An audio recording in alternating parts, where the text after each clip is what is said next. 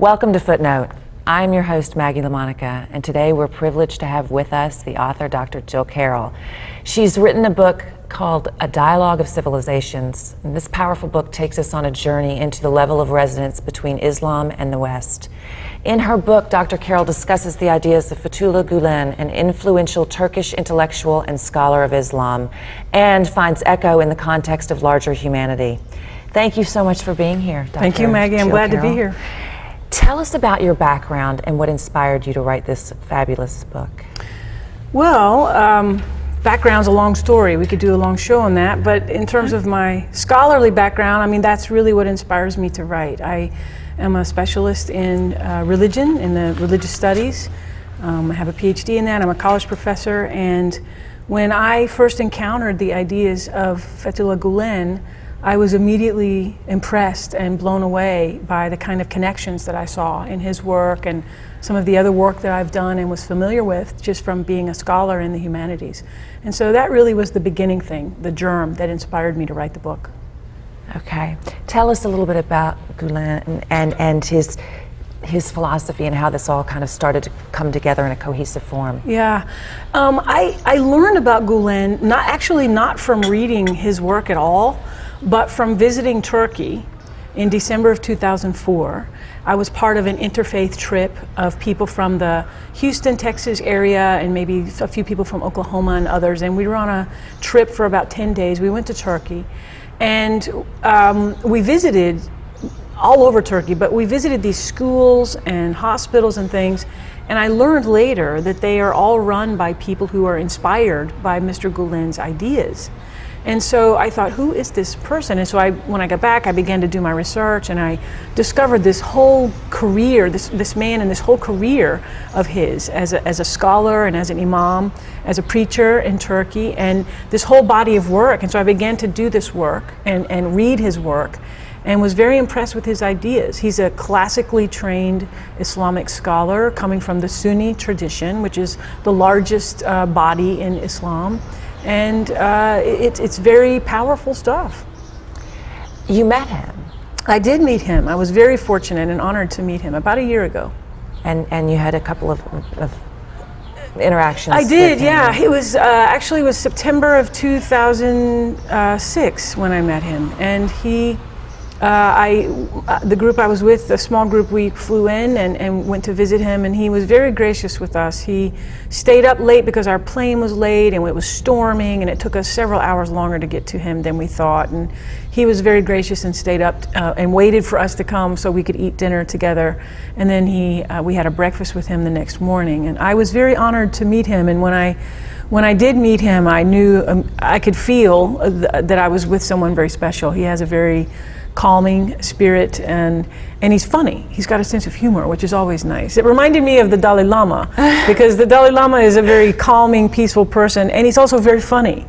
So, I think laughter is calming. It is calming, and it means you don't. The Chinese have an interesting saying. They say, the master is someone who takes serious things lightly and light things seriously. There's a kind of paradox there, and I found that in Mr. Gülen. Yes, that's amazing. But I think it is true. Just because people are very educated doesn't mean they can't be funny. That's absolutely right. And just because it's a serious topic doesn't mean you have to be somber about it. Right. Why does this movement deserve so much attention, do you think? I think it deserves attention for a couple of reasons. For one, it is faith-inspired, but it's not faith-based. And what I mean, and that's an interesting thing. What I mean by that— What's the difference? Yeah. What I mean by that is that the people who are involved in it and who teach in the schools and work in the hospitals and do the various initiatives, all the different cultural and business and economic initiatives, they mostly are people of faith who are contributing themselves and their resources as a part of their faith.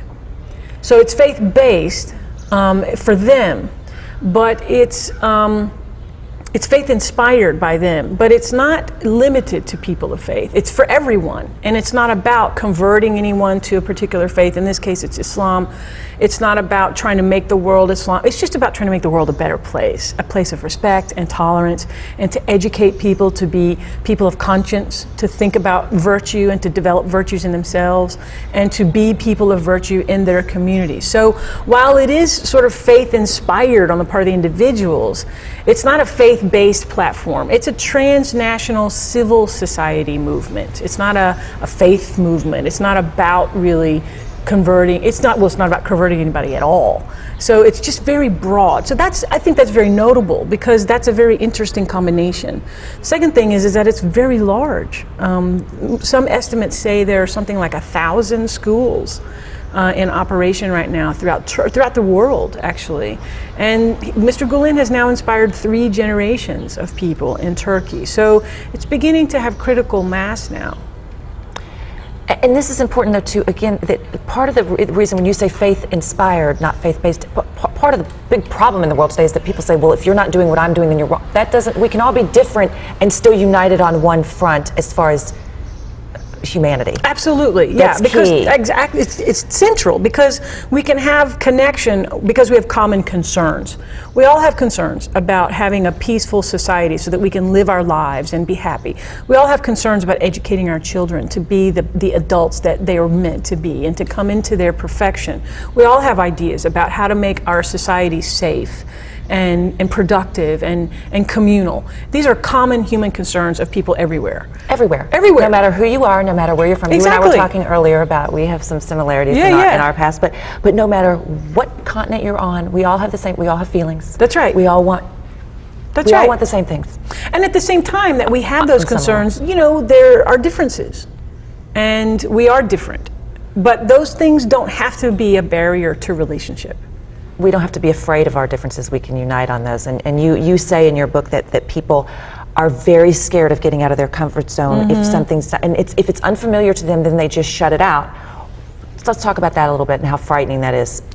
I think it's a human tendency, and I don't necessarily think that it's bad, that we tend to gravitate toward things that are like us and toward people that are like us and toward people who think the way we do, because that feels comfortable and familiar.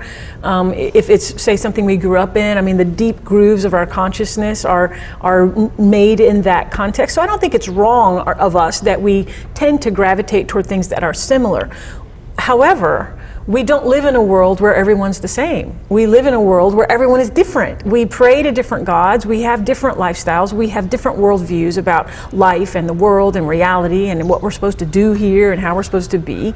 And we don't have the option anymore of just isolating off from people who are different from us, especially in a country like the United States, where we've got all the world's religions alive and well here, all kinds of people, atheists, secular people, religious people, all sorts of different ethnic and racial communities. This is an immigrant nation. We don't have the luxury of just being with people that are the same with us. So it challenges us. This kind of diversity challenges us to step out of our comfort zones. And that can be uncomfortable, but we still have to do it. I have a little saying that I like. It says, if you're not feeling the stretch, you're not doing the work. It's kind of like yoga, you know? It's like you need to feel that stretch and feel that little bit of discomfort and then come to be okay with that.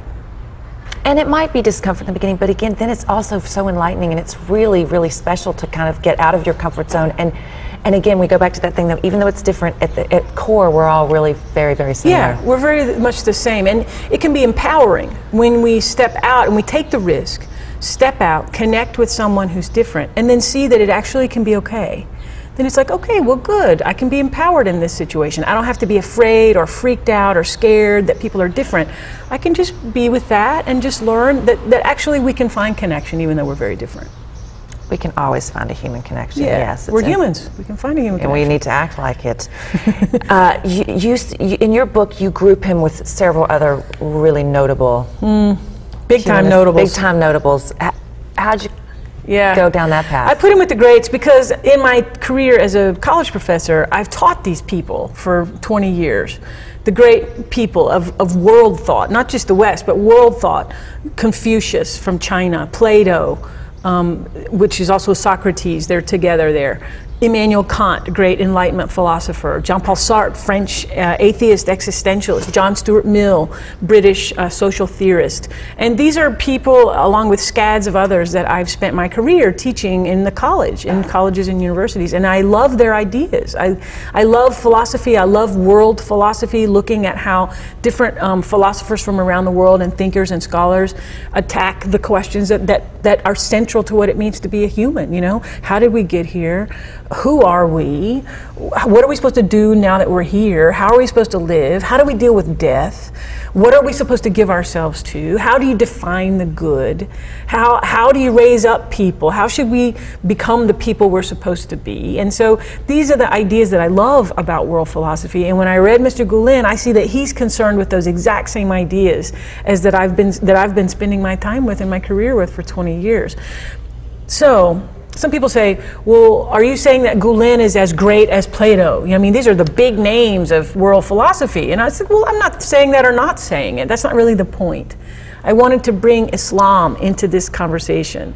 And Mr. Gülen is such an eloquent spokesperson and scholar in Islam. I thought, well, let's use him and bring him into this world conversation. Yes, and it's not about comparing him to No. he has a lot of the similar philosophies. That's, I think, Yes, the central theme that's the point. is the point. Is that There's points all of these resonance. great thinkers, regardless of what the minimal issues, they all feel the same. Yeah, I mean, on certain issues, they are absolutely in connection with each other.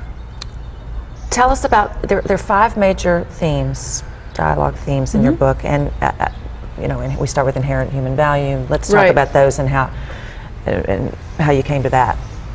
These themes are the ones that, you know, that Maggie, the thing about writing a book is that you get to write what you love because it's your book and you get to write it. And I picked these themes for a lot of reasons, one of which is that they're themes that I love. I'm obsessed with these themes.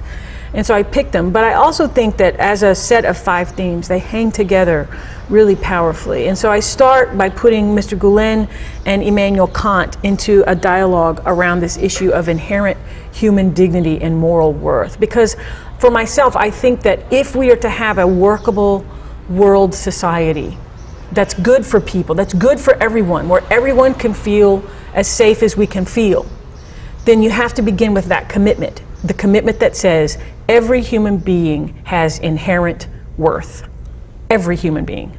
Not just beings that look like me or that think like me or are from the same part of the world as I am.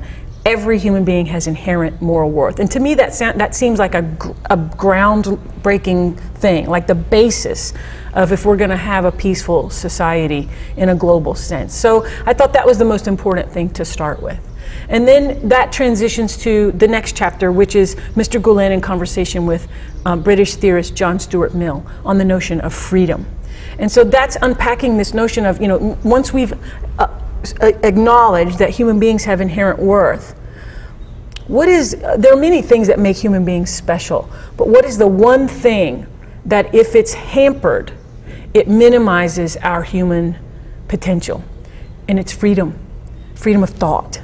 Freedom to think, to inquire, to think about our experiences, to reflect on them. This is how we have wisdom. We don't have wisdom without freedom to think.